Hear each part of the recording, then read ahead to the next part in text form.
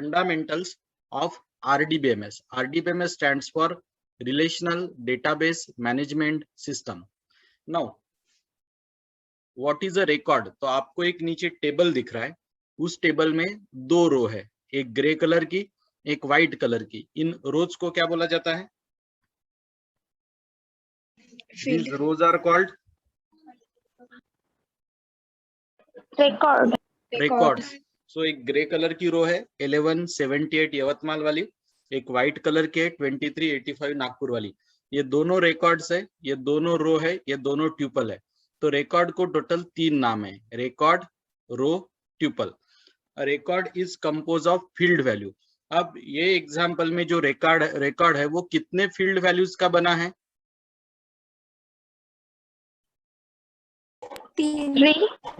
3 field values का बना है, रोल नंबर, परसेंटेज और सिटी. जो ये रिकॉर्ड है ये पर्टिकुलर एंटिटी के बारे में, पर्टिकुलर पर्सन के बारे में, पर्टिकुलर आइटम के बारे में इंफॉर्मेशन स्टोर करता है.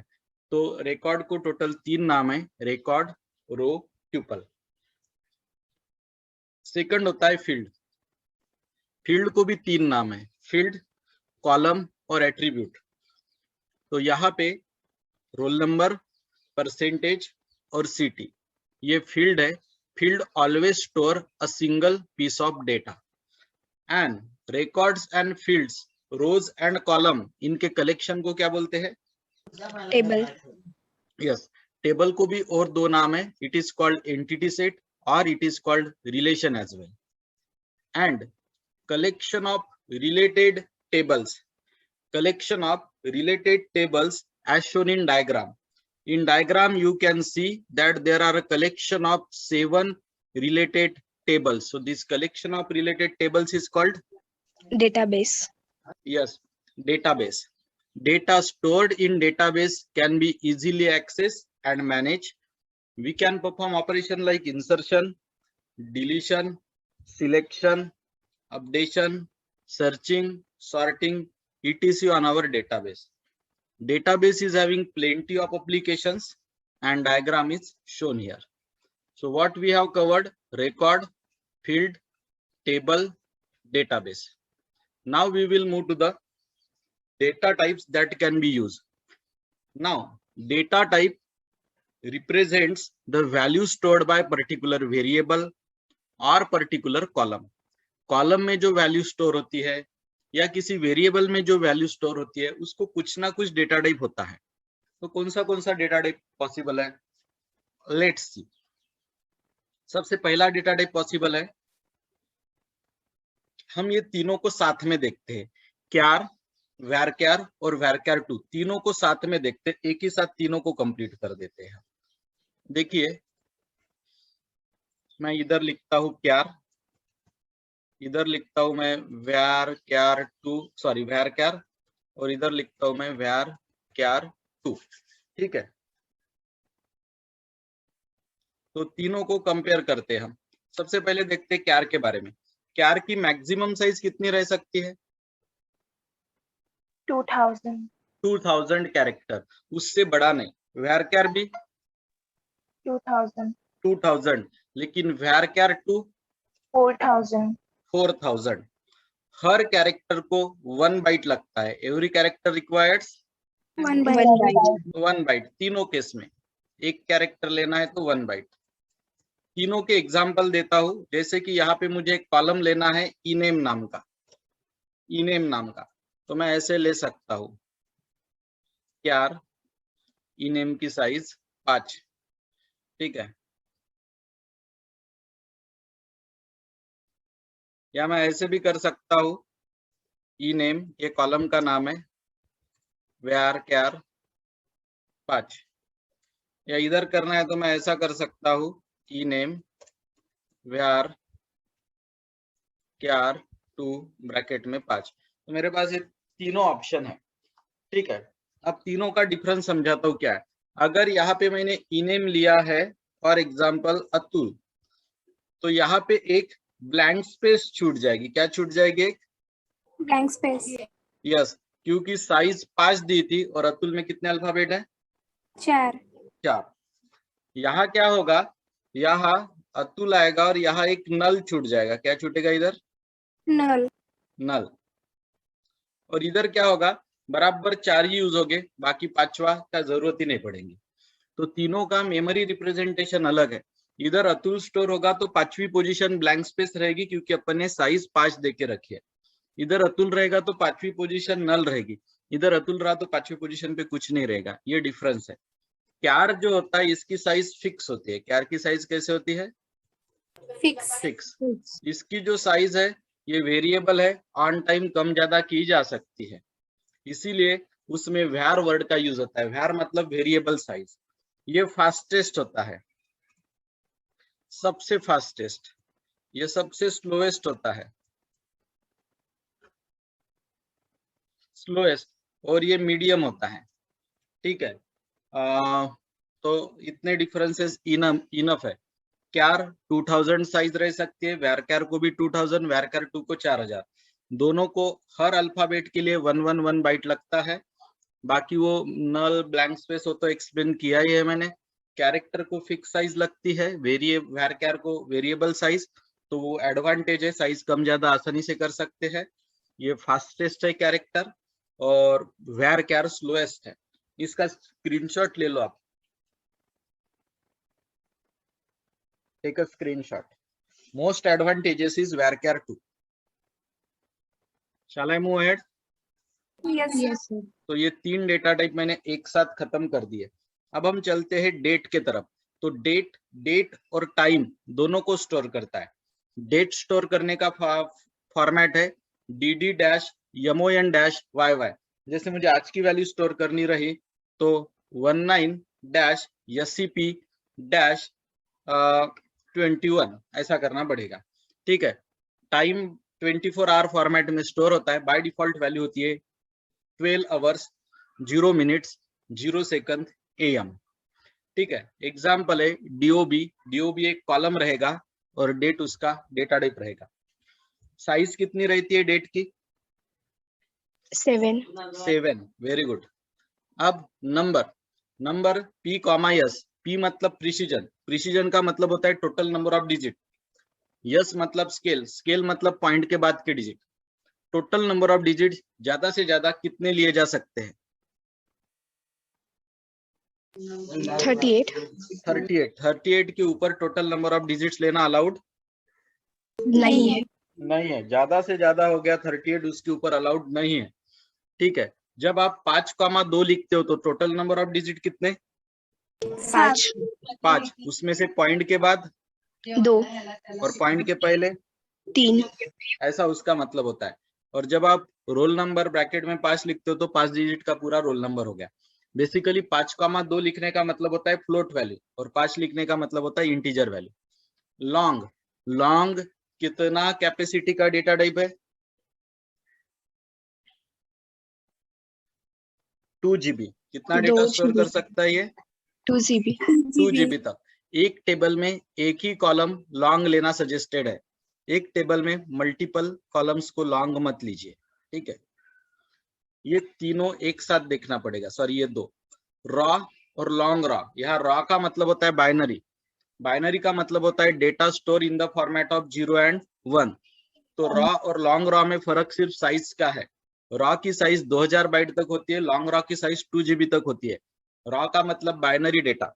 दोनों बाइनरी फॉर्म में डेटा को स्टोर करते हैं। दोनों बाइनरी फॉर्म में डेटा को स्टोर करते हैं। नेक्स्ट आता है रो आईडी। रो आईडी का काम होता है करंट रो को रिप्रेजेंट करना। It represent the unique address of a row in a table. अपने टेबल में 10 रो होंगे तो 10 रो को एक यूनिक आईडी असाइन होगा। उसको हैंडल करने के लिए रो आईडी डेटा टाइप का यूज हो सकता है। अब ये तीन एक साथ देखने पड़ेंगे। C LOB, NC LOB, B LOB. LOB का लॉन्ग फॉर्म है लार्ज ऑब्जेक्ट। LOB का मतलब होता है large object. Character large object, national character large object, binary large object. Large object की कैपेसिटी 4 GB तक की होती है। एंड लार्ज ऑब्जेक्ट का मतलब होता है audio, video, animation, graphics, images. इस फॉर्म में डेटा को स्टोर करना उसको बोलते हैं raw, sorry LOB large object, ठीक है।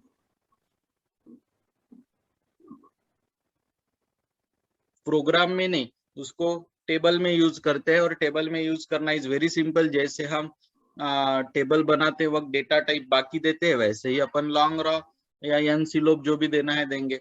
ओके, जैसे यहाँ पे मुझे परसेंटेज का डेटा टाइप अगर लॉन्ग रॉ लेना है तो मैं यहाँ लॉन्ग रॉ लिखूंगा नंबर की जगह।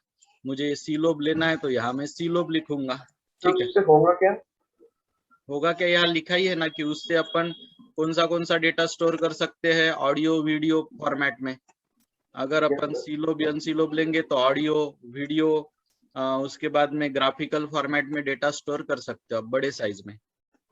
तो ये जो ऑडियो कैसे सेव करेंगे?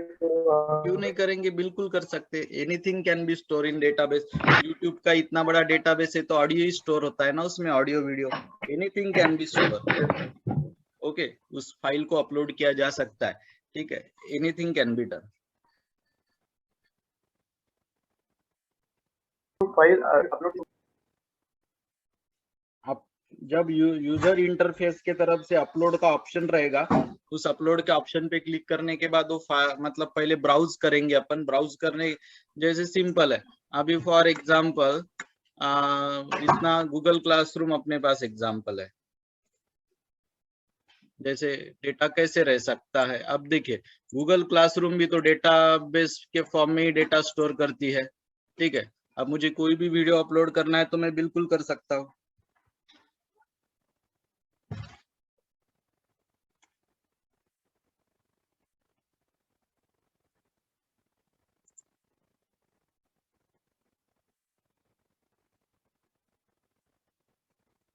ठीक है, ये मेरा क्लासरूम है।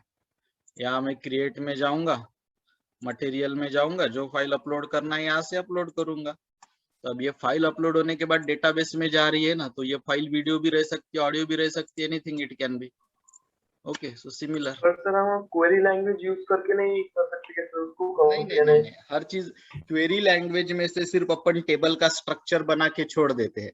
डेटा इंसर्ट वगैरह करने के लिए यूजर के लिए हम यूजर इंटरफेस देते हैं, उसको बटन्स देते हैं, उसको वेरियस ऑप्शंस देते हैं, ठीक है। क्वेरी लैंग्वेज का यूज करके जनरली हम डेटाबेस का बेसिक स्ट्रक्चर बनाते हैं, फिर यूजर को व्यू लेवल देते हैं हम, जिसमें बटन्स होता है, ग्राफिकल इंटरफेस होता है, जिसका यूज करके यूजर फिर डेटा को इंसर्ट करता है।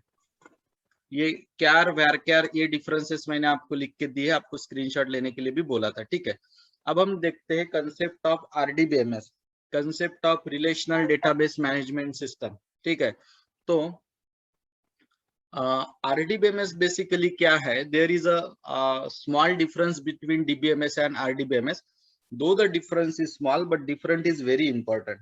क्या है डिफरेंस, मैं आपको बताता हूँ। जैसे कि मान के चलिए आप EF कोड ने कुछ 12 रूल्स दिए हैं, ठीक है। वो रूल्स अगर DBMS वाले फॉलो करने लग जाएंगे तो वही DBMS को आप RDBMS बोल सकते हो। सीधा सीधा RDBMS के लिए EF कोड ने दिए हुए 12 रूल को फॉलो करना कंपलसरी है, ठीक है। We have seen that database is a collection of related tables. बहुत सारे टेबल्स मिलके डेटाबेस बनता है। RDBMS भी उसी तरह का एक कंसेप्ट है, इनफैक्ट उससे एक एडवांस कंसेप्ट है। RDBMS में जो 12 रूल्स है वो तो अलग है, ये 6 रूल भी बड़े इंपॉर्टेंट है। पहला रूल है कि हर वैल्यू ऑटोमिक चाहिए। ऑटोमिक मतलब कैसी चाहिए वैल्यू, ऑटोमिक यानी कैसे चाहिए, नॉन डिविजिबल चाहिए। कैसे चाहिए वैल्यूज, वैल्यू नॉन डिविजिबल चाहिए। यस, मतलब फॉर एग्जांपल आप फुल नेम नाम का कॉलम ले सकते क्या? नहीं, क्योंकि वो 2 हिस्से में डिवाइड होगा, फर्स्ट नेम और लास्ट नेम में। आप एड्रेस नाम का कॉलम ले सकते क्या? यस। नहीं, क्यों नहीं ले सकते एड्रेस नाम का कॉलम? सिटी और एड्रेस डिवाइड हो जाएगा। यस, क्योंकि वो बहुत सारी चीजों में डिवाइड होगा, street address, city, colony name. तो फिर आप बोलोगे एड्रेस कैसे लेना सर? तो एड्रेस लेने के लिए आपको city name, colony name, street name, flat number, ऐसा लेना पड़ेगा, हर कॉलम सेपरेट। मतलब हर वैल्यू नॉन डिविजिबल चाहिए, उसको क्या बोलते हैं? Values are Atomic. यस। हर रो कैसी चाहिए? Unique. यूनिक। एक कॉलम में जितने भी वैल्यू आएंगे सभी का डेटा टाइप Same. यस। एक कॉलम में जितने भी वैल्यूज आएंगे सभी का डेटा टाइप बिल्कुल सेम आना चाहिए। कॉलम का या रो का सीक्वेंस मैटर करता क्या? नहीं. नहीं। और हर कॉलम का नाम कैसा चाहिए? Unique. यस। किसी फील्ड को अपन कीज बनाते हैं, कीज यानी कुछ आप जैसे प्राइमरी की हो गया, फॉरेन की हो गया, हम बनाते हैं। प्राइमरी की में कितने कंडीशंस चाहिए? 2. दो। Unique and and not not null. नल। और फॉरेन की मतलब दो टेबल में एक कॉलम कैसा होना चाहिए? Same. What is the basic use of foreign key? To join the table. Yes, to join the table. DBMS और आरडीबीएमएस की मेन डिफरेंस देखा जाए तो कौन ज्यादा डेटा स्टोर करने की कैपेसिटी रखता होगा? RDBMS. कौन ईएफ कोड के 12 रूल सेटिस्फाई करता ही होगा? RDBMS. Who will be more secure? RDBMS. RDBMS. उसके बाद में कौन सी सिस्टम सिंगल यूजर के लिए ज्यादा सुटेबल होगी और कौन सी मल्टी यूजर के लिए? single के लिए DBMS for multiple user. Yes, very good. उसके बाद तो ये सब है। अब ईएफ कोड के 12 रूल, 12 में से मैंने पहले बोला था एग्जाम में तो 4 या 6 का ही काम होता है, 6 का भी नहीं 4 का, लेकिन हम 12 में से 11 लेंगे जो अपने काम के, एक पर्पजफुली हम छोड़ेंगे। ये रूल ईएफ कोड ने दिया है। 12 में से 11 में एक्सप्लेन करता हूँ। रिवीजन है तो एक ही बार जाएंगे, ध्यान देना प्लीज। मैं रेगुलर टीचिंग में क्या होता है, 12 होने के बाद फिर से एक बार बताता हूँ, फिर से एक बार बताता हूँ, 2-3 बार बताता हूँ। अब रिवीजन है तो एक ही बार जाएंगे, तो थोड़ा अच्छे से ध्यान दीजिएगा प्लीज, ठीक है।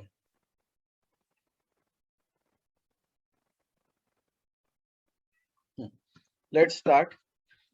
पहला रूल है इंफॉर्मेशन रूल। हमारे जो यूजर्स है उनको हमें डेटाबेस का डेटा दिखाना है, प्रेजेंट करना है। Only in which format? Table. Yes. Data to be shown to the users only in Table format. Only in tabular format. Yes. Data users को दिखना चाहिए सिर्फ और सिर्फ किस फॉर्मेट में? Tabular format. Yes. Second, guaranteed access rule. क्या होता है कभी कभी, जैसे अगर मैं बोलूंगा select star from student where name equal to Gayatri, तो कंफ्यूज हो गया। क्यों? क्योंकि गायत्री 2 है, कंप्यूटर कंफ्यूज हो जाएगा। मैं बोलूंगा select star from student where name equal to Avantika, 2 Avantika है, कंप्यूटर कंफ्यूज हो जाएगा। अब ऐसा नहीं होना चाहिए, इसके लिए एक सोल्यूशन है। सोल्यूशन ये है कि हमने क्या करना चाहिए, कोई भी कंडीशन की के ऊपर देनी चाहिए। जैसे कि मैंने बोलना चाहिए select star from student where roll number equal to 13। अब 13 रोल नंबर वाले 2 रहेंगे क्या? नहीं. नहीं। मतलब अगर आप चाहते हो कि अपना जो यूजर है उसको डेटा गारंटेडली करेक्ट डेटा मिले, तो आपने क्या करना चाहिए, प्रॉपर टेबल नेम यूज करनी चाहिए। कोई भी 2 टेबल के नाम सेम नहीं चाहिए। Every table should have different name, every table should have primary key, every table should have unique column name, 2 column name same नहीं चाहिए। ये सब अगर आप केयर लोगे, ये सब चीजों का कॉम्बिनेशन आप प्रॉपर यूज करोगे, तो फिर यूजर को विदाउट एनी कंफ्यूजन कोई भी डेटा गारंटेडली यूज करने मिलेगा। नहीं तो गायत्री और अवंतिका जैसा कंफ्यूजन हो जाएगा अगर अपने पास प्राइमरी की नहीं रही। नेक्स्ट है systematic treatment of null value. Null value का मतलब क्या होता है कि एक आधी वैल्यू अब्सेंट है। मान के चलिए अपने पास अपने बैच में 45 स्टूडेंट है। अब मैं हर किसी का व्हाट्सएप नंबर मांगता हूँ, लेकिन 45 में से 2 स्टूडेंट के पास अगर मोबाइल नंबर नहीं होंगे तो मैं ये बोलूंगा कि आपको एडमिशन नहीं मिलेगी? नहीं. मतलब मोबाइल नंबर होना ये ऑप्शनल है कि कंपलसरी है? Optional. ऑप्शनल है। तो उसको बोलते हैं नल वैल्यू। जो चीजें नहीं होती है that is called null value. हो सकता है एखादे स्टूडेंट के पास मोबाइल नंबर नहीं है तो वो ब्लैंक रहेगा वहां पे, that is called as a null value. तो नल वैल्यू अलाउड है कि नहीं अलाउड है डेटाबेस में? अलाउड है, लेकिन कौन से कॉलम में अलाउड नहीं है? प्राइमरी की प्राइमरी की में अलाउड नहीं है, बाकी जगह अलाउड है। अच्छा, फिर नल और जीरो को सेम मानना कि दोनों अलग है? अलग है। अलग है। कोहली बैटिंग पे आया लेकिन जीरो पे आउट हो गया, ये जीरो है, वो बैटिंग पे आया ही नहीं, ये नल है। नल है। तो ओरेकल का रूल बोलता है, ईएफ कोड का रूल बोलता है नल व्हॅल्यू अलाउड आहे म्हणते, पण जीरो आणि नल सारखा आहे की वेगळा आहे? वेगळे आहेत. वेगळे आहे, दे आर नॉट सारखे, बरोबर। और आगे बढ़ते हैं, ये छोड़ना था चौथा रूल। पांचवें रूल के तरफ चलते हैं, comprehensive data sub language rule. ठीक है, सो एक ऐसी सिंगल लैंग्वेज होनी चाहिए, वन क्लियरली डिफाइंड लैंग्वेज, जिसमें इतने काम करते आने चाहिए। डीडीएल व्यू डेफिनेशन चौथा यूनिट है, डीएमएल हो चुका है, इंटीग्रिटी कंस्ट्रेंट्स प्राइमरी की फॉरेन की हो चुका है, ऑथराइजेशन यानी ग्रांट और रिवोक हो चुका है, transaction boundaries begin commit rollback अपना हो चुका है। ठीक है, ये सब काम करने वाली एक सिंगल लैंग्वेज चाहिए, और से वो सिंगल लैंग्वेज एसक्यूएल है। कौन है वो सिंगल लैंग्वेज? एसक्यूएल। तो वो हर डेटाबेस के पास ऐसी एक सिंगल लैंग्वेज होनी चाहिए, जैसे ओरेकल के पास एसक्यूएल है, जो ये सब काम कर सके। इसको बोलते हैं comprehensive data sub language rule. There should be one clearly defined language which can do all this task. View updating rule, सबसे पहले ये व्यू क्या है? View is a portion of database जिसको हम देख सकते हैं। व्यू कैसे बनाते हैं वो चौथे यूनिट में।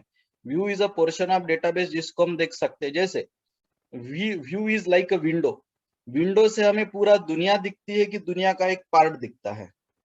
दुनिया बस दुनिया का एक पार्ट दिखता है। व्यू में भी वैसा ही होता है, व्यू में पूरा डेटाबेस नहीं, डेटाबेस का एक पार्ट दिखता है। अच्छा, विंडो में से अगर आपने दुनिया में कुछ चेंजेस किए, जैसे विंडो में से आपने आपका मोबाइल बाहर फेंक दिया, ओके, तो बाहर जाने के बाद वो दुनिया में चेंज दिखेगा कि नहीं दिखेगा? मतलब वो मोबाइल दुनिया में दिखेगा कि नहीं दिखेगा? नहीं दिखेगा। दिखेगा ना, क्यों नहीं दिखेगा? भले ही 2 पीस में दिखेगा। तो मुझे ये बोलना है, अगर आप कुछ भी चेंजेस विंडो के व्यू के थ्रू करते हो तो वो रियल वर्ल्ड में होते हैं कि नहीं होते? होते होते हैं ना यार, ऐसे कैसे नहीं होते? आपने विंडो से कुछ बाहर फेंक दिया और बाहर जाके देखा तो क्या गायब हो जाता है क्या? नहीं। नहीं। ठीक है, तो व्यू व्यू में से जो चेंजेस आप करते हो वो टेबल में होते हैं। व्यू टेबल का, डेटाबेस का डेटा आपको दिखाता है ना, तो उस व्यू पे आप कुछ चेंजेस करोगे तो टेबल का ओरिजिनल डेटा बदल जाएगा। क्या बदल जाएगा टेबल का? डेटा। यस, उसको बोलते हैं व्यू अपडेटिंग रूल, कि you can do any changes in the view, और वही चेंजेस आपको कहाँ देखने को मिलेंगे? डेटा में। यस, जैसे कि आपने व्यू में से 30 नंबर के डिपार्टमेंट का डेटा देखा, और फिर आप उसी व्यू का यूज करके आपने 30 नंबर के डिपार्टमेंट वालों की सैलरी 500 से बढ़ा दी, तो आपको टेबल में भी वो सैलरी कितने से बढ़ी हुई दिखेंगी? 500 से। 500 से, ऐसा है। नेक्स्ट है high level insert update delete. High level का मतलब होता है multiple row at a time. तो इंसर्ट, अपडेट और delete, multiple row insert, multiple row update, multiple row delete at a time हम कर सकते हैं कि नहीं कर सकते? बिल्कुल कर सकते हैं। एट ए टाइम अपन 5-5 रो इंसर्ट कर सकते हैं, एट ए टाइम हम 10-10 रो अपडेट कर सकते हैं, डिलीट कर सकते हैं। तो ये भी करते आना चाहिए। 8वां और 9वां टॉपिक आपको पता है? पता है कि नहीं पता है? कितने लेवल्स होते हैं एब्स्ट्रैक्शन के? व्यू लेवल, लॉजिकल लेवल और फिजिकल लेवल। कौन से लेवल में चेंजेस करना है? किसको डिस्टर्ब किए बगैर? व्यू। इसको कौन सा डेटा इंडिपेंडेंस बोलते हैं? Physical data independence. नेक्स्ट इसमें काय में चेंजेस करना है? लॉजिकल। किसमें चेंजेस किए बगैर? व्यू। इसको कौन सा इंडिपेंडेंस बोलते हैं? Logical data independence. Logical data independence. अब इंटीग्रिटी इंडिपेंडेंस यानी क्या? इंटीग्रिटी इंडिपेंडेंस का मतलब होता है जैसे आपने आपके टेबल की प्राइमरी की चेंज कर दी, आपने आपके टेबल की फॉरेन की चेंज कर दी, मतलब आपने क्या किया, बेसिकली इंटीग्रिटी कंस्ट्रेंट्स को बदल दिया। आपने आपके टेबल की प्राइमरी की बदल दी या फॉरेन की बदल दी, लेकिन आप किसको चेंज नहीं होने देना चाहते? व्यू लेवल व्यू लेवल को। तो इसको कौन सा इंडिपेंडेंस बोलते हैं? कौन सा इंडिपेंडेंस?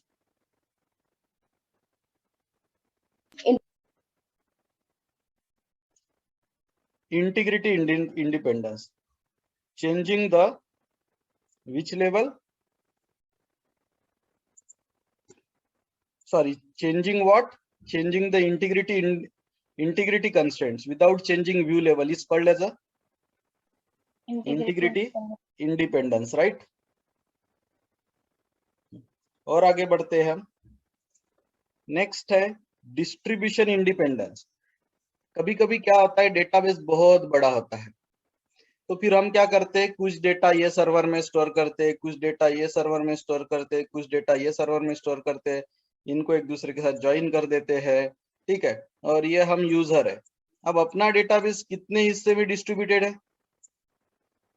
3 हिस्सों में। लेकिन इसका पता किसको नहीं होना चाहिए? यूजर को। Yes, user should be unaware about that. User इन सब चीजों से क्या होना चाहिए? यूजर इन सब चीजों से अनअवेयर होना चाहिए। यूजर को ये डिस्ट्रीब्यूशन का पता होना चाहिए क्या?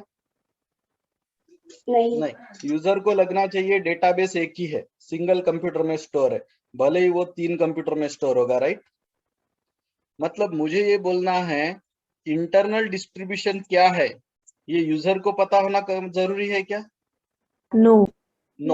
एक एग्जांपल, जैसे अभी मैं और बचवानी सर बैच लेते हैं, ठीक है, अतुल सर, बचवानी सर।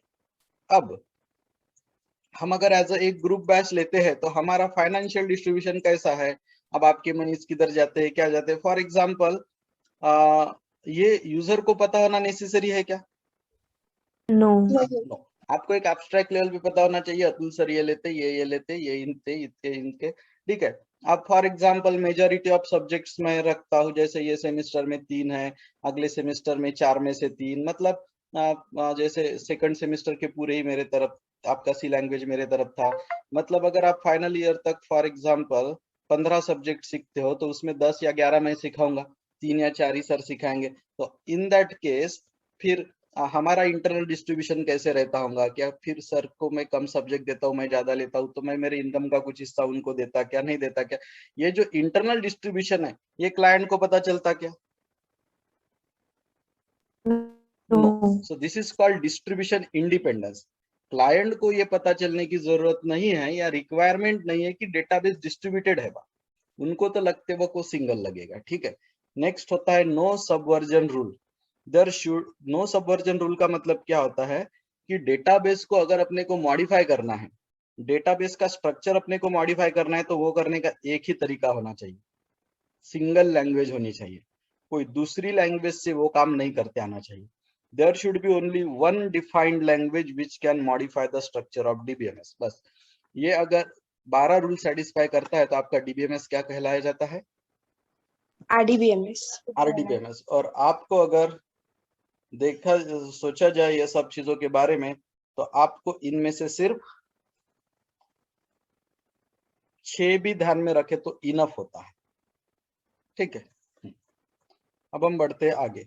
अब की कंसेप्ट, की क्या होती है मैं आपको समझाता हूँ, अभी अभी रिसेंटली हुआ टॉपिक है ये। मैं सबसे पहले आपको एक्सप्लेन करता हूँ कैंडिडेट की क्या है, चलिए बताता हूँ। आप मुझे बताइए, स्टूडेंट नंबर यूनिक और नॉट नल है क्या? Yes. Yes, student number unique भी है और स्टूडेंट नंबर नॉट नल भी है। नॉट नल भी है। तो ये कैंडिडेट की है, ये अपनी कैंडिडेट की नंबर 1 मानेंगे अपन इसको, कैंडिडेट की नंबर 1। दूसरी चीज, स्टूडेंट नेम यूनिक और नॉट नल है क्या? नहीं। राम राम 2 बार आया है। स्टूडेंट फोन तो है ही नहीं, क्योंकि उसमें क्या है? नल है। स्टूडेंट स्टेट यूनिक और नॉट नल है क्या? नहीं, पंजाब पंजाब क्या हुआ है? रिपीट। लेकिन ये दो कॉलम को अगर ज्वाइन किया तो कॉम्बिनेशन यूनिक है क्या? अभी अगर मैं अच्छा, स्टूडेंट नेम अकेले के भरोसे कैंडिडेट की है नहीं, क्योंकि राम रिपीट है। स्टूडेंट स्टेट अकेले के भरोसे प्राइमरी की सॉरी कैंडिडेट की नहीं है, क्योंकि उसमें पंजाब रिपीट है। अपने को रिपीट या नल नहीं चाहिए। स्टूडेंट फोन का तो सवाल ही नहीं, क्योंकि उसमें नल वैल्यूज है। स्टूडेंट नेम और स्टूडेंट स्टेट को अगर अटैच कर दिया जाए तो अब प्राइम यूनिक और नॉट नल बनते क्या? यस यस, क्योंकि एक राम हरियाणा में है, मतलब राम और हरियाणा कॉम्बिनेशन अलग है, और राम और पंजाब कॉम्बिनेशन अलग है। अलग है। बराबर है। दूसरा इधर भी चेंज है, पंजाब राम कॉम्बिनेशन अलग है और पंजाब सुरेश कॉम्बिनेशन अलग है। मतलब एक चीज सेम है तो दूसरी डिफरेंट है। अलग। तो ये दोनों मिला के यूनिक और नॉट नल है क्या? Yes sir. यस, तो ये अपनी कैंडिडेट की नंबर 2 हो गई। कैंडिडेट की नंबर 2। अच्छा, ये दोनों में से एक कॉलम निकाल दिया तो चलेगा क्या? ये नहीं, दोनों कंपलसरी है एक दूसरे के लिए। दोनों कंपलसरी है। Yes, so that is a candidate की नंबर 2। और कौन कैंडिडेट की बनता है बताता हूँ। यहाँ student as also a candidate key. क्यों बताओ? क्योंकि उसमें भी कॉम्बिनेशन कैसा है? Unique and not null. Yes. तो इस टेबल को अगर मोटा मोटी तौर पे देखा जाए तो कितने कैंडिडेट की है? 3। तीन। कैंडिडेट की सिंगल कॉलम की भी रह सकती है, कैंडिडेट की मल्टीपल कॉलम की भी रह सकती है, लेकिन उसको दो प्रॉपर्टीज होने चाहिए। कौन से दो properties? Not null and unique. Not null and unique. और तीसरी भी प्रॉपर्टी होनी चाहिए जो सबसे इंपॉर्टेंट है, जो मैं बताता हूँ। उसमें उतने ही कॉलम होने चाहिए जितने एब्सोल्युटली रिक्वायर्ड है। जैसे कि स्टूडेंट नेम और स्टूडेंट स्टेट दोनों एक दूसरे के लिए एब्सोल्युटली रिक्वायर्ड है कि दोनों में से एक ऑप्शनल है? रिक्वायर्ड है। रिक्वायर्ड है। आप स्टूडेंट नेम निकालोगे तो स्टेट अकेला प्राइमरी कैंडिडेट की नहीं बनेगा, या स्टेट निकालोगे तो नेम नहीं बनेगा। मतलब दोनों एक दूसरे के लिए ऑप्शनल है कि कंपलसरी है? कंपलसरी है। कंपलसरी। अब मान के चलो मैंने एक तीसरा कॉलम भी ऐड कर दिया इनके साथ, कंट्री। अब ये कंट्री ये दोनों के भरोसे सफिशिएंट थे, तो तीसरा कंट्री अटैच करना कंपलसरी था क्या अपने को? नहीं। तो ऐसे एडिशनल बिना काम के जो कंपलसरी नहीं था, ऐसा कॉलम कैंडिडेट की में लेना अलाउड है क्या? नहीं। अगर आप एक्स्ट्रा का बिना काम का जिसकी जरूरत नहीं थी ऐसा भी कॉलम कैंडिडेट की में ऐड कर देते हो तो उसको सुपर की बोलते हैं। कौन सी की? Super key. Super key. That is called as a super key. तो कैंडिडेट की में 3 कंडीशन ध्यान में रखना। एक यूनिक। कौन सी? यूनिक। यूनिक। एक नॉट नल। और तीसरी मिनिमल। मिनिमल का मतलब होता है उतने ही कॉलम चाहिए जितने एब्सोल्युटली कंपलसरी है। हाँ, अगर 3 कॉलम एब्सोल्युटली कंपलसरी होते ना कि 2 के भरोसे भी नहीं होता, बस तीसरा चाहिए तभी यूनिक और नॉट नल बनता, तो 3 भी चलते थे। लेकिन अब जब स्टूडेंट नेम और स्टूडेंट स्टेट दोनों मिला के काम कर सकते हैं, तो जानबूझ के कंट्री या एज अटैच करने में कोई मतलब है क्या? नो। तो कैंडिडेट की के बारे में 3 कंडीशन ध्यान में रखना। It should identify uniquely, it should have not null values, and it should be the minimal set. एक टेबल को कितनी कैंडिडेट कीज रह सकती है? मल्टीपल। कितने? मल्टीपल। इस टेबल को कितने बताया मैंने अभी? 3। अब हम चलते हैं प्राइमरी की तरफ। अब कैंडिडेट की 3 है, 3 में से किसी एक को चुनो, वो आपके लिए क्या हो जाएगी? प्राइमरी की। यस। अब 3 कैंडिडेट आपके पास है, 3 में से जो सबसे अच्छा लगता है उसे आप क्या करेंगे? प्राइमरी की। उसको आप एज अ प्राइमरी की चूज करेंगे, मर्जी आपकी। बराबर है। तो प्राइमरी की कितनी रह सकती है? Only one. एक। और वो भी यूनिक और नॉट नॉट नल। नल। वो 3 में से जो पसंद आया उसको प्राइमरी की बना लीजिए। मैं स्टूडेंट नंबर को बनाऊंगा। नेक्स्ट होता है फॉरेन की। 2 टेबल में एक कॉलम सेम मल्टीपल कॉलम की। हाँ, मल्टीपल कॉलम की भी प्राइमरी की रह सकती है। बिल्कुल, अगर आप चाहते हो कि ये दोनों को मिला के प्राइमरी की बनाया जाए, ये कॉम्बिनेशन आपको प्राइमरी की चाहिए तो बिल्कुल अलाउड है। इन दैट केस इसको कंपोजिट प्राइमरी की बोलते हैं। कौन सी प्राइमरी की? कंपोजिट प्राइमरी कंपोजिट प्राइमरी की, लेकिन ये बिल्कुल अलाउड है, है। कोई प्रॉब्लम नहीं है, श्योर शॉट अलाउड है। और आगे बढ़ते हैं। सर अब फिर ये उसको दो यूज कैसे करेंगे सर? काय का यानी सर उसको ज्वाइन कैसा करेंगे? कंपोजिट ऐसे नाम देके? काय को देना पड़ता? कुछ भी नाम नहीं देना पड़ता, आपको प्राइमरी की लिखना पड़ता है दोनों के सामने। Yes sir. हाँ, अब जैसा यहाँ पे देखिए आप, इधर वो ऊपर स्टूडेंट नंबर है, नीचे अब ये दो टेबल में कौन सा कॉलम कॉमन है? Student number. Student number student number इधर भी है, स्टूडेंट नंबर इधर भी है, लेकिन ये दोनों में से वो प्राइमरी की कहाँ है? फर्स्ट कॉलम में। तो दूसरे टेबल में वो क्या रहेगा? फॉरेन की। आप बोलेगे दूसरे में प्राइमरी की नहीं रह सकता क्या? नहीं, क्योंकि वैल्यूज रिपीट है। रिपीट है। ये जो कॉलम दो टेबल में सेम होता है उसमें से वो एक का प्राइमरी की होता है और दूसरे का फॉरेन की। फॉरेन की होता है। इसको रेफरेंशियल की भी बोलते हैं। ठीक है, तो ये अपन ने तीन कीज देखी। कैंडिडेट की, वो कितने भी रह सर सकते हैं एक टेबल को, प्राइमरी की एक ही रहती है, और तीसरी फॉरेन की। हाँ पूछिए। सर एक बार फॉरेन की फिर से बताइए ना। फॉरेन की फिर से बताओ, बिल्कुल बताता हूँ।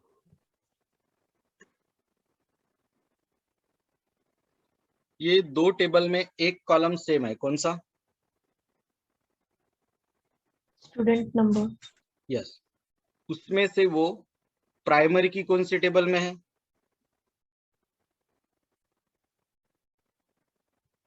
फर्स्ट टेबल में। फर्स्ट। और फॉरेन? सेकंड। अब आपके माइंड में आया होगा सेकंड में प्राइमरी की क्यों नहीं है? क्यों नहीं है सेकंड में प्राइमरी की? वो क्योंकि वैल्यूज कम है, रिपीट है। रिपीट है। तो दो टेबल में एक कॉलम सेम चाहिए, वो फॉरेन की बन सकता है दूसरे टेबल का। नॉर्मलाइजेशन इज 2.3, जो हमने 4th यूनिट तक इस टॉपिक को पोस्टपोन किया है। हॉरेबली डिफिकल्ट टॉपिक है, हॉरेबल टेरेबल जो बोलना है बोलो, खतरनाक टॉपिक है। आपके पॉलिटेक्निक का मतलब सभी सब्जेक्ट पकड़ लो आप, कोई भी प्रोग्रामिंग में से कोई भी, उसमें से सबसे डेंजर टॉपिक ये। ठीक है, और पहले तो ये चौथे यूनिट में ही हुआ करता था, बाद में यूनिट में रिशफलिंग हुआ।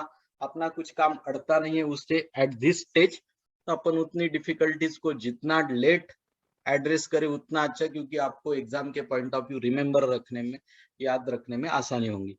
Introduction to SQL, structure query language. तो हर बार क्वेश्चन आता है एग्जाम में बहुत बार कि एसक्यूएल के 4 कंपोनेंट या 4 पार्ट्स बताइए। तो एसक्यूएल का पहला कंपोनेंट या पहला पार्ट है डीडीएल, डेटा डेफिनेशन लैंग्वेज। इसमें basically create table, drop table, alter table, truncate table, rename, create user, describe, ये कमांड आते हैं। ये कमांड डेटा पे वर्क करते हैं कि डेटाबेस के स्ट्रक्चर पे? Yes, this command work on database structure, not on the values. और वैल्यूज पे काम करना है तो कौन सी लैंग्वेज है फिर? डीएमएल। कौन सी? DML। यस, डेटाबेस के स्ट्रक्चर पे काम करना है तो डीडीएल, और उस स्ट्रक्चर के अंदर जो वैल्यूज स्टोर है उस पे काम करना है तो डीएमएल। डीएमएल में 3 ऑपरेशन आते हैं, इंसर्ट, डिलीट और अपडेट। अब इंसर्ट, डिलीट, अपडेट, इससे हम स्ट्रक्चर पे काम करते कि वैल्यू पे? वैल्यू पे। यस, तो ये डीएमएल है। लेकिन create table, drop table, alter, इससे वैल्यू बदल रही कि स्ट्रक्चर? स्ट्रक्चर, तो वो डीडीएल हो गया। डीसीएल में 5 कमांड है, grant, revoke, commit, rollback, save point, right? Yes sir. और डीक्यूएल में एक ही कमांड आती है, वो है सिलेक्ट। तो डीबीएमएस में डेटा टेबुलर फॉर्म में स्टोर होता है। एसक्यूएल का लॉन्ग फॉर्म है स्ट्रक्चर क्वेरी लैंग्वेज, उसके 4 कंपोनेंट होते हैं। क्वेरी का अल्टरनेटिव वर्ड है रिक्वेस्ट, क्वेरी को रिक्वेस्ट भी बोला जाता है। डेटा टेबुलर फॉर्म में स्टोर होता है। ओरेकल कैसे ओपन करना उसके स्टेप्स है, विद डायग्राम दिए हैं, अब क्रिएट टेबल, टेबल कैसा बनता है हम देखते हैं, बहुत आसान है, अपने लिए कोई नई बात नहीं है। अभी कौन सी कमांड लिखनी पड़ती है? Create table. क्रिएट टेबल लिखना पड़ता है, ये कमांड है, ठीक है। फिर क्या लिखना पड़ता है टेबल का? नाम। नेम। टेबल का नाम वही लेना कंपलसरी है कि ऑप्शनल है, दूसरा भी नाम ले सकते थे? नहीं, कंपलसरी है वही। क्यों कंपलसरी है? वह कोई भी नाम ले सकते थे अपन टेबल का, टेबल तो हम बना रहे हैं ना, table name can be anything, yes ठीक है। टेबल का नाम कुछ भी रह सकता है। ये कमांड देखिए, क्रिएट टेबल लिखिए, टेबलचं नाव तुमच्या मनाने द्या, मी ईएमपी दिलाय। या टेबल मध्ये किती कॉलम आहे मोजा बरं?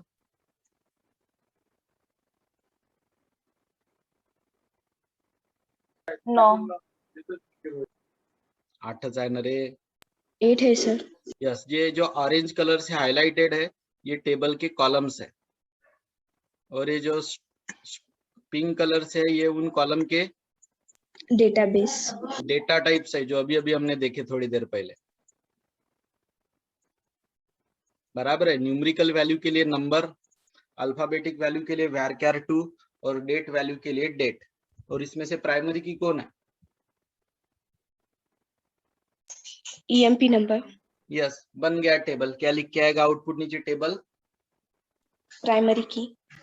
टेबल क्रिएटेड, आउटपुट लिख के आएगा टेबल क्रिएटेड, ठीक है। एक सिंपल टेबल तैयार करके बताता हूँ। क्रिएट टेबल, कौन सा टेबल बना रहा हूं मैं? स्टूड। पहला कॉलम कौन सा है?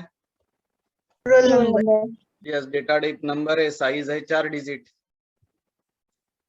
और ये क्या बनानी पड़ेगी मुझे? प्राइमरी, प्राइमरी की। प्राइमरी की, कॉमा। दूसरा कॉलम मुझे चाहिए नेम, नेम का डेटा टाइप क्या लूं? varchar2। यस, साइज 20, ऐसे जितने बनाना है लो, फिर क्लोजिंग ब्रैकेट से सेमीकोलन हो गया। क्रिएट टेबल, स्टूड नाम का टेबल बना, इसमें 2 कॉलम है, रोल नंबर और name. Roll number number format में, नेम varchar2 फॉर्मेट में है। रोल नंबर की साइज 4 है, varchar2 की 20 है, रोल नंबर प्राइमरी की है। इज इट डिफिकल्ट और सिंपल? सिंपल। सिंपल, ठीक है। ऊपर सिंटैक्स देखो, सिंटैक्स लिखना। जर एग्जाम मध्ये आलं explain how to create table, तो आपको सिंटैक्स, एग्जाम्पल, आउटपुट सब लिखना पड़ता। इतना जितना दिया है उतना। फिर मार्क्स कम हो गए तो मत बोलना, इतना लिखना पड़ेगा तब 4 मार्क मिलते। सिंटैक्स में जब एंगुलर ब्रैकेट आता है तब उसका मतलब होता है वो चीज लिखना, वो चीज लिखना कंपल्सरी, राइट? नेक्स्ट है,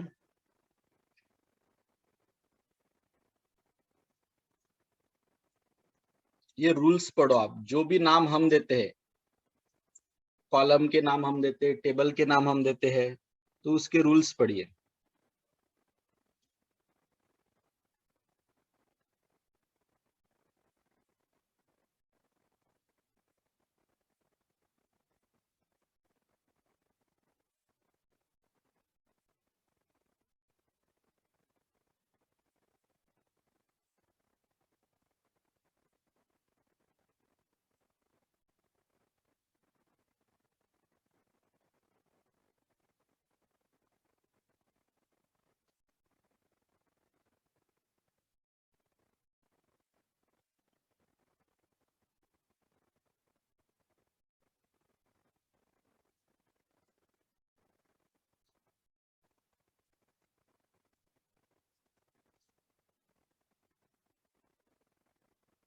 पढ़ लिए?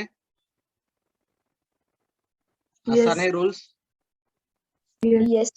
अब हम चलते अल्टर टेबल के तरफ। क्रिएट टेबल हो गया। ये कौन से क्वेरी चल रही है सब? डीएमएल। अरे बाप रे, DDL. DDL, data definition language. Language. Structure पे काम कर रहे कि डेटा पे? स्ट्रक्चर पे। Structure. Alter table, alter table में 4 तरीके के चेंजेस किए जा सकते। कौन सा टेबल अल्टर कर रहे हैं हम? ईएमपी। ईएमपी। कौन सा कॉलम उसमें नया ऐड कर रहे जो पहले नहीं था? सिटी। सिटी, उसका डेटा टाइप है varchar टू साइज है 10 सेमीकोलन हो गया। अब ईएमपी टेबल में जो 8 कॉलम थे उसकी जगह अभी टोटल कॉलम कितने हो जाएंगे? 9। कितने? 9 और कौन सा नया कॉलम ऐड हो गया? City city city. Alter table, table का नाम ईएमपी है, ऐड नया कॉलम सिटी है, varchar टू उसका डेटा टाइप है 10 उसकी साइज है। अब कौन सा टेबल अल्टर कर रहा हूं? EMP EMP. उसमें से कौन सा कॉलम ड्रॉप करना है? City city. सिटी कॉलम मैं ड्रॉप करने जा रहा हूं। सिटी कॉलम वहां से ड्रॉप हो जाएगा। सिटी कॉलम जो अभी अभी ऐड किया था वो अभी निकल जाएगा। जब ऐड था ना तब सिर्फ ऐड था, लेकिन जब ड्रॉप है तो ड्रॉप के साथ एक एक्स्ट्रा वर्ड है, कौन सा? यहाँ सिर्फ ऐड है, यहाँ क्या है? Drop.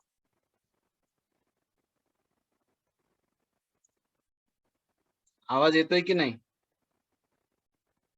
Column column word extra है यहाँ पे नया कॉलम ऐड होता है, यहाँ पे पुराना कॉलम ड्रॉप।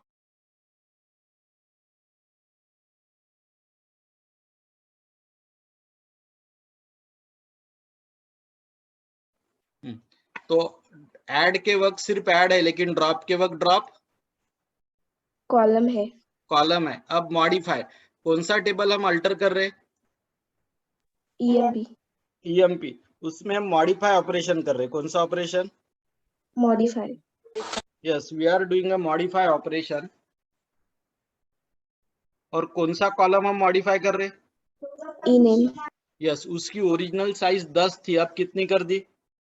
15 15। और सबसे बड़ी बात यह है कि आप साइज बढ़ा तो कितनी भी सकते हो, लेकिन कम करने में कुछ लिमिट है।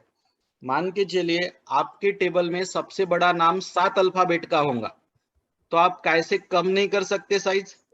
7 से 7 से कम नहीं कर सकते फिर। और ये है रीनेम, कौन सा टेबल अल्टर कर रहे?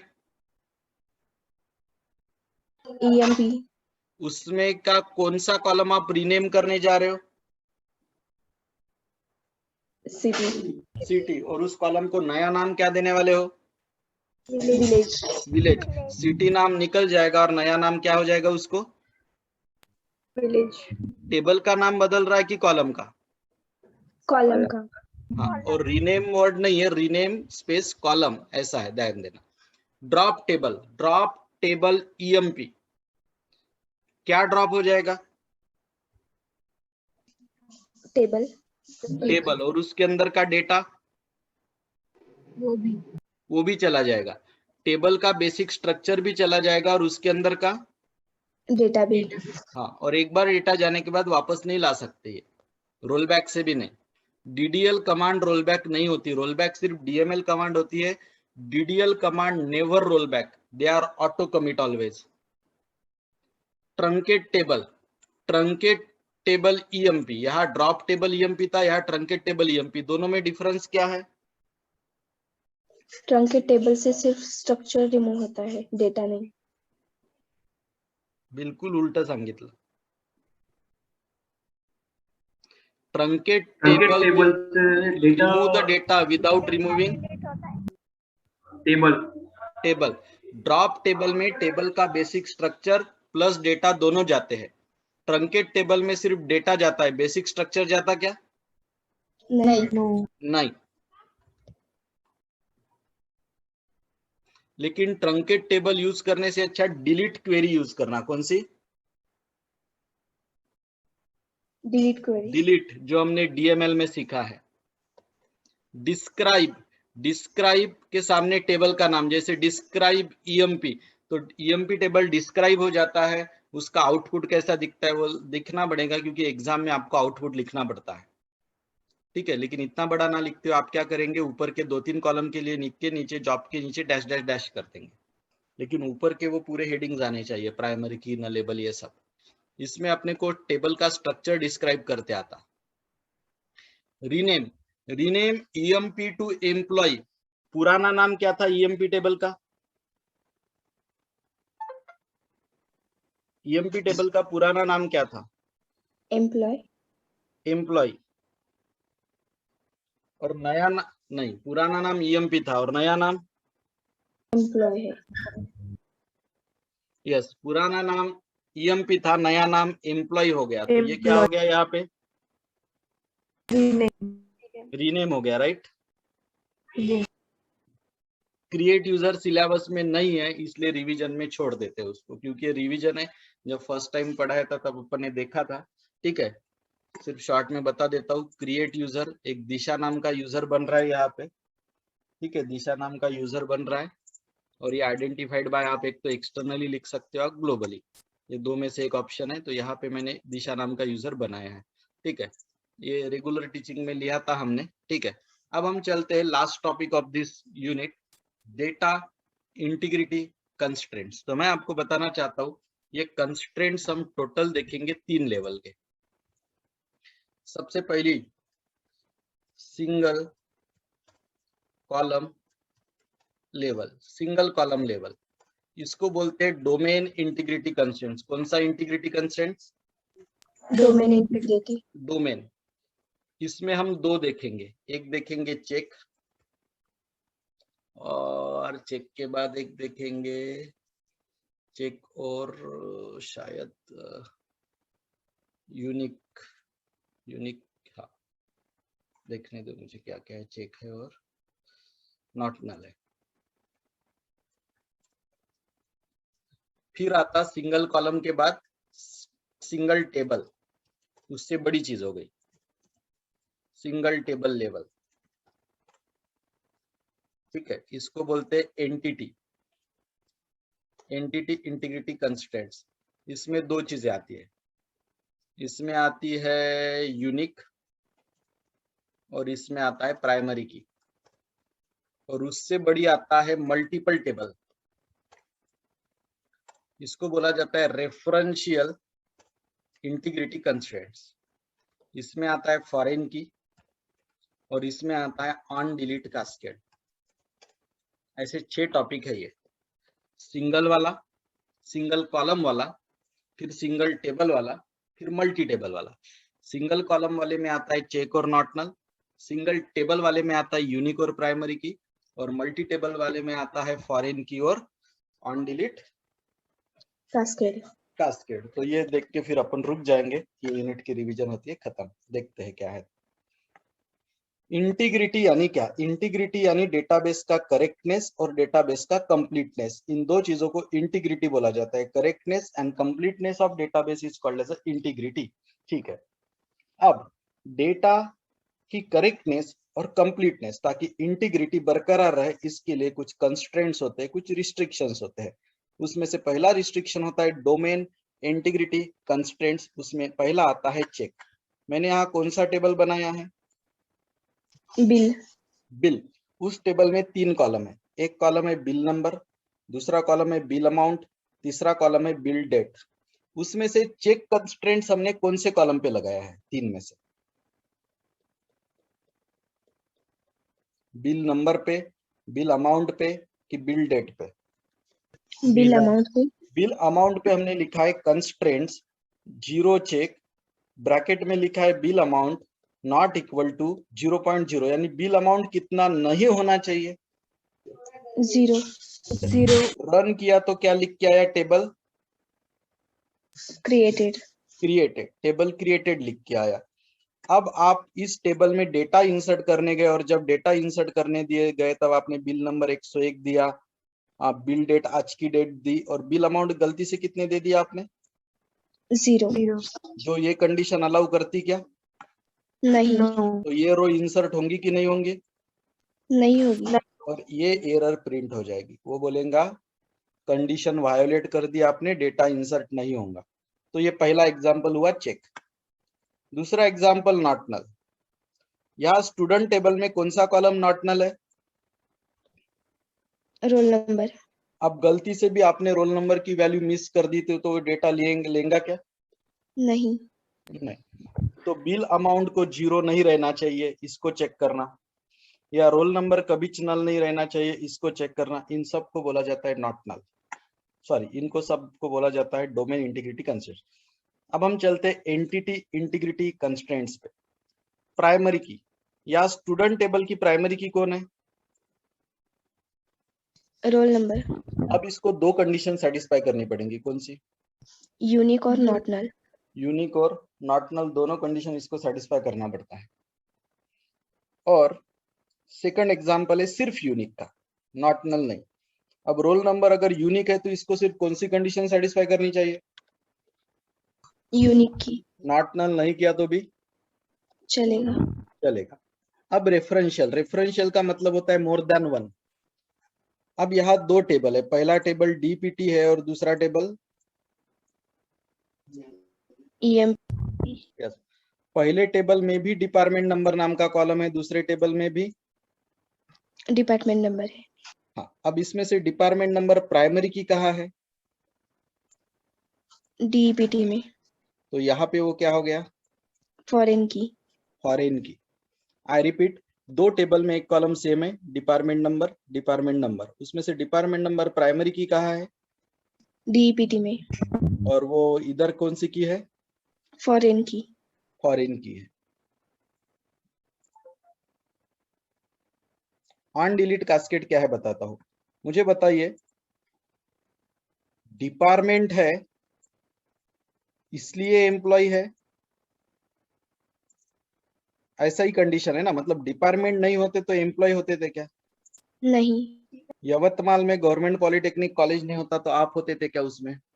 नहीं सर। तो उसी तरह यहाँ पे पेरेंट टेबल कौन है? Department is a parent table कि employee is a parent table? Department is a parent table. Department is a parent table. और जिसमें फॉरेन की होती है ना, जिसमें फॉरेन की होती है वो चाइल्ड टेबल होता है। वो कौन सा टेबल होता है? चाइल्ड।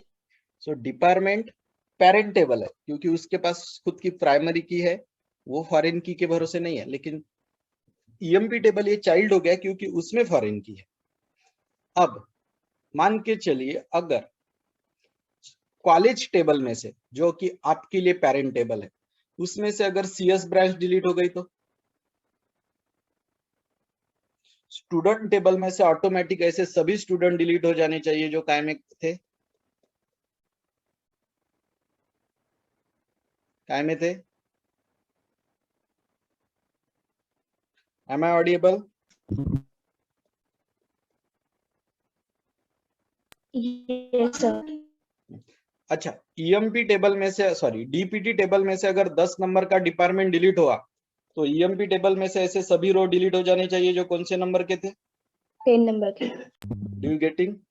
मतलब Yes, पेरेंट टेबल में से अगर पेरेंट रो डिलीट होती है तो उससे रिलेटेड सभी रो कौन से टेबल में से डिलीट हो जानी चाहिए? चाइल्ड टेबल में, मतलब EMP।